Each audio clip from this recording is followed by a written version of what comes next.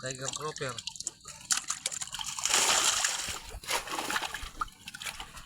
Oh, lalaki oh. Sarap, pasok ba? Sa kuprahan. Sama ko si Tres Bonitos Justin at saka Tres Bonitos Baldon. Kumukuha kami ng baras, buhangin. Kasi mag-aayos ng fish pond. Junior. O kailangan namin ng buhangin. Junior, kadulong ka Junior. Ayan mga kabaras. Hindi na kami kapisda, hindi na kami kaniyog. Kabaras na kami ngayon. Ikarga. Wag mukhang marami ah. Kaparami yata. Lahating sako ah. Uwi na kami, kargado na ng baras yung aming bangka. Yan si Baldon, nagtutukod na. Atsika na mokla, atsika na mokla. Ana na popo. Nandito rin si Tres Bonitos Baldon. Oh, Justin. Hi guys. Welcome to my guys. Hi vlog, welcome to my guys. Tutukod muna kami dahil mababaw doon sa unahan. Kargado yung aming bangka. Madami-dami yung nakuha naming baras. Mukhang kukulangin pa. Kargado na yung bangka namin eh. Sana kung may Siguro puso kayo, babalik pa kami sa sunod na araw. Kasi malaki na yung dagat. pag-comment naman kung tagasan kayo para malaman namin. Paki-like na lang.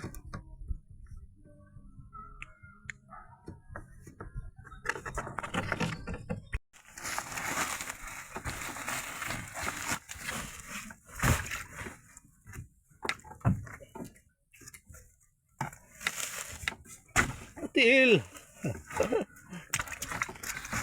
Ito na si Baldon.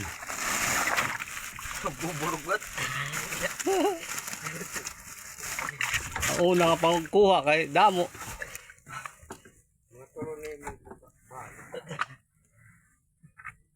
Dapat buwasaga pa.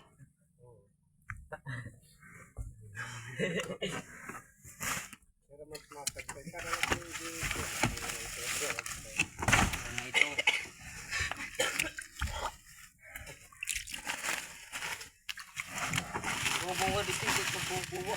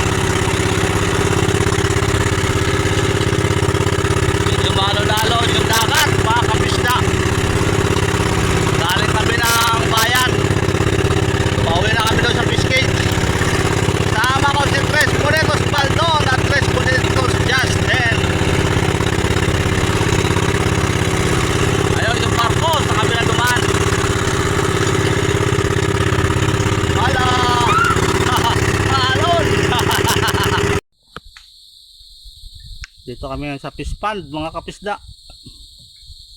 Tinitingnan namin yung ginawa nila dito sa gate. Kasi dinuktungan dahil mababa na yung gate.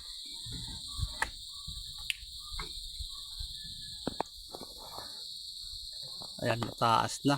Dinuktungan nila ng hollow blocks. Yung ilalim niya ay buhos.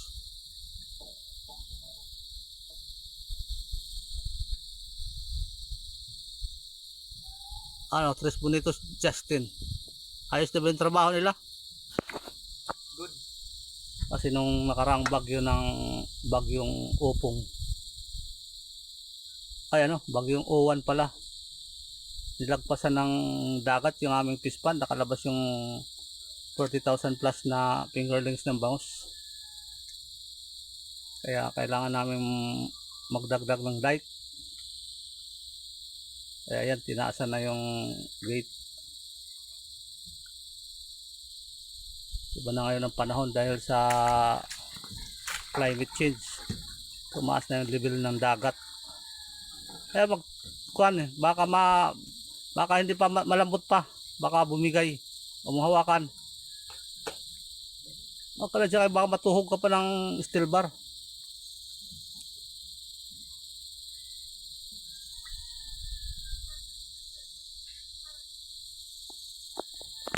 Yung kabila. Tingnan natin yung kabila. Ito pala yung kabila. Gawa na rin. Kailangan na lang palitadahan para kuminis. Ayan. Nakita nyo mga kapisda. Ibas yung fish pond. Dahil sa inaayos namin yung gate.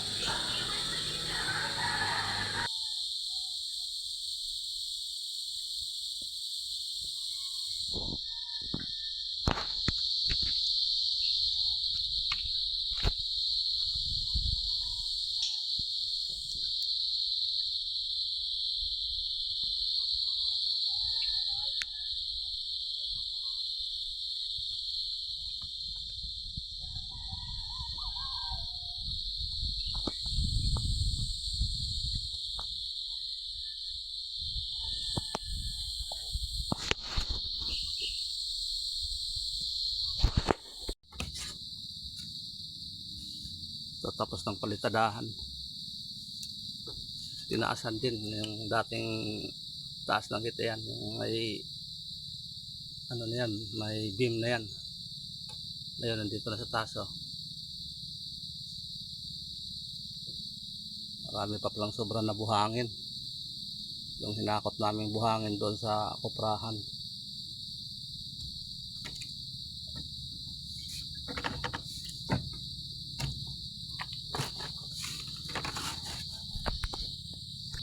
Ayan yung kabila.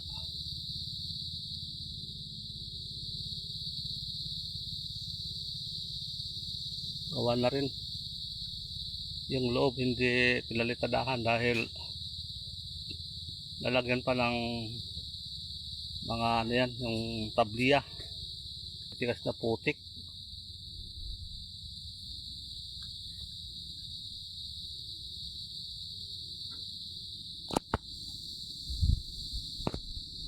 Ayun yung may harang na lambat, yun yung may talas.